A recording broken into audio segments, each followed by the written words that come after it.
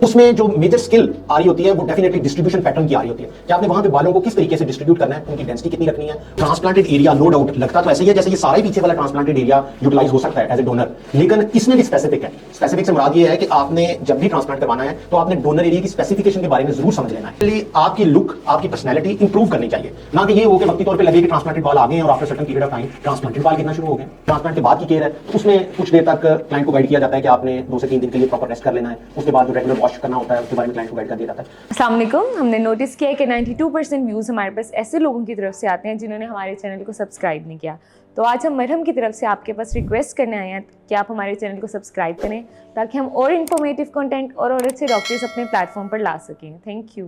अस्सलाम वालेकुम, मेरा नाम डॉक्टर मुफस्सर राना है। मैं प्लास्टिक सर्जन हूँ और हेयर ट्रांसप्लांट और हेयर लॉस के हवाले से आगे मेरी फर्दर स्पेशलिटी है।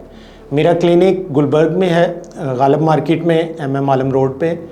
और मेरे साथ अगर आप ऑनलाइन कोई कंसल्टेशन इस हवाले से करना चाहते हैं या मेरे क्लिनिक पे विज़िट करना चाहते हैं तो आप दिए गए जो नंबर्स हैं इन पे आप रब्ता कर सकते हैं। हेयर ट्रांसप्लांट के हवाले से कुछ ऐसी चीज़ें जो लोगों के जहन में होती हैं वो हम चाह रहे थे कि आपको उससे अवेयरनेस दी जाए। कुछ लोग हमारे से ये क्वेश्चन करते हैं कि डॉक्टर साहब जो हेयर ट्रांसप्लांट का रिज़ल्ट है वो क्या नेचुरल नज़र आता है, और हेयर ट्रांसप्लांट किए हुए बाल क्या परमानेंटली हमारे स्टे करेंगे, लाइफ लॉन्ग होंगे। और इसके अलावा जो है वो लोगों के जहन में ये बात आती है कि डॉक्टर साहब इससे रिलेटेड कोई ऐसे कॉम्प्लिकेशंस या ऐसी रिस्क्स वो तो नहीं हो सकते, या हमारा ट्रांसप्लांट फेल तो नहीं हो सकता। तो ये सारी ऐसी बातें हैं जो लोग जानना चाह रहे होते हैं, जो लोगों के जहन में क्यूरीज होती हैं। तो हम कोशिश करेंगे कि हम आपको ये चीज़ें स्टेप बाय स्टेप जो है ये गाइड कर दें। तो सबसे पहले बात करते हैं कि क्या हेयर ट्रांसप्लांट नेचुरल नज़र आ सकता है।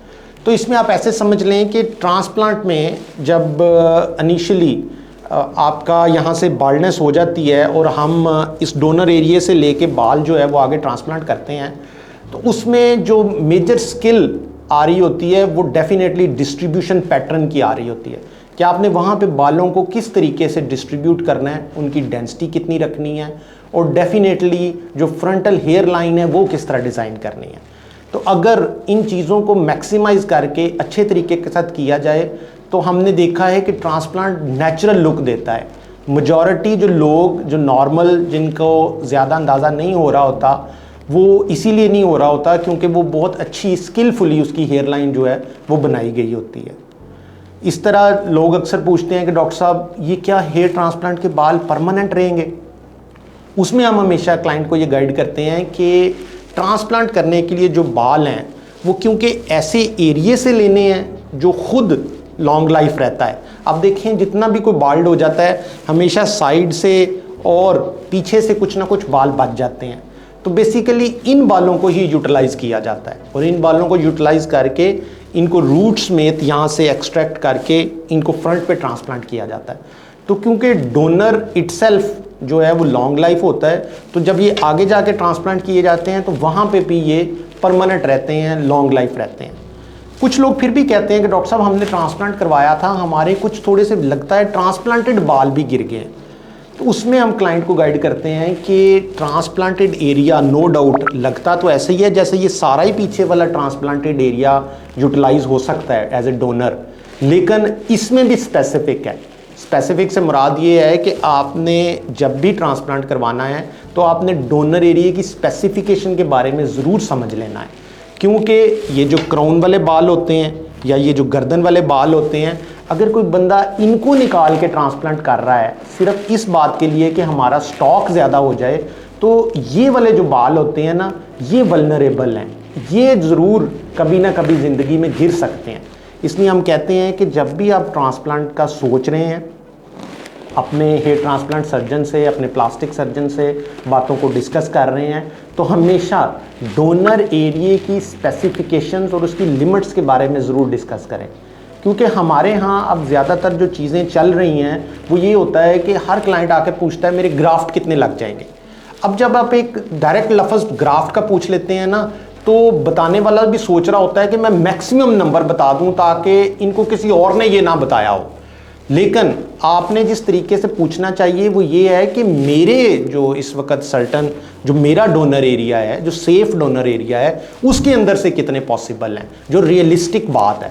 तो फिर आपका जो सर्जन है वो आपको बताएगा कि भी आपके केस में इतने रियलिस्टिकली जो है डोनर ग्राफ्ट्स अवेलेबल हैं जो परमानेंट रहेंगे। ये बात बड़ी इंपॉर्टेंट है कि सारे अगर डोनर को आप इधर वाला भी डोनर कंसिडर कर लेंगे, गर्दन वाला भी डोनर कंसिडर कर लेंगे, तो वो भी परमानेंट नहीं रहेंगे। क्योंकि हम ये कहते हैं कि ट्रांसप्लांट के अंदर बेसिकली आपकी लुक, आपकी पर्सनैलिटी इम्प्रूव करनी चाहिए, ना कि ये हो कि वक्ती तौर पे लगे कि ट्रांसप्लांटेड बाल आ गए हैं और after certain period of time transplanted बाल गिरना शुरू हो गए।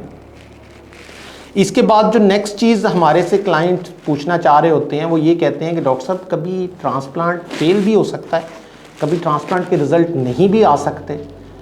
इस सवाल का जवाब देते हुए हम हमेशा ये क्लाइंट को समझाने की कोशिश करते हैं कि ट्रांसप्लांट जो है ना, इट्स ए सर्जिकल आर्ट, ठीक है। ये प्लास्टिक सर्जरी की एक ऐसी डोमेन है जिसको एक plastic surgeon as a hair transplant surgeon skilfully अगर परफॉर्म करे तो फिर इसके रिजल्ट्स मैक्सिमाइज हो सकते हैं। अगर निकालते हुए बाल उसकी जड़ें डैमेज हो गई हैं, अगर लगाते हुए बाल जो होल्स बनाए गए हैं, जो जगह प्रिपेयर की गई है वो स्किन डैमेज हो गई है, अगर लगाते हुए बालों की जड़ें डैमेज हो गई हैं, तो डेफिनेटली फिर रिजल्ट्स फेलियर की तरफ चले जाते हैं। देखिए, हर चीज़ के लिए हम हमेशा ये गाइड करने की कोशिश करते हैं कि हर स्पेशलिटी के अब डॉक्टर्स अलहदा हो गए हुए हैं।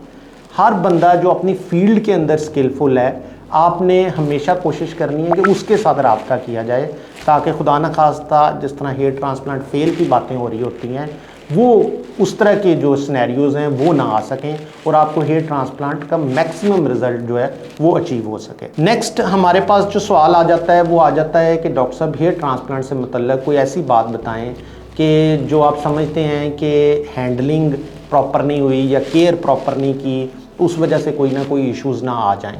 तो उसमें हम ये हमेशा बताने की कोशिश करते हैं कि हेयर ट्रांसप्लांट के अंदर जो प्रोसीजरल डिमांड्स हैं, जो एक प्रोसीजर की, एक सर्जिकल प्रोसीजर की डिमांड्स होती हैं, सबसे पहले तो उनको फुलफ़िल होना चाहिए।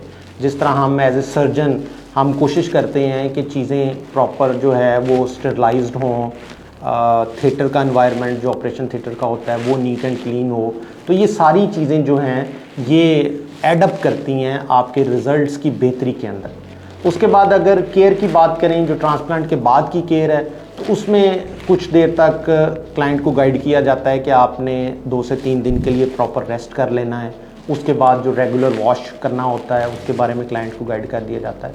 तो अल्हम्दुलिल्लाह हमने देखा है कि अगर आपने अपना प्लास्टिक सर्जन, अपना हेयर ट्रांसप्लांट सर्जन आपने केयरफुली चूज़ किया है, आपने बिफोर हैंड उसके साथ आपकी डिस्कशंस बड़ी अच्छी हुई हैं, आपको प्रॉपर एक रियलिस्टिक तरीके के साथ समझाया गया है कि ये डोनर आपका इतना है, इससे इतने ग्राफ्ट्स निकलेंगे, इसकी डिस्ट्रीब्यूशन प्लानिंग ऐसे होगी, इतनी जगह अच्छी कवर होगी, तो ये सारी चीज़ें they all and up in good results.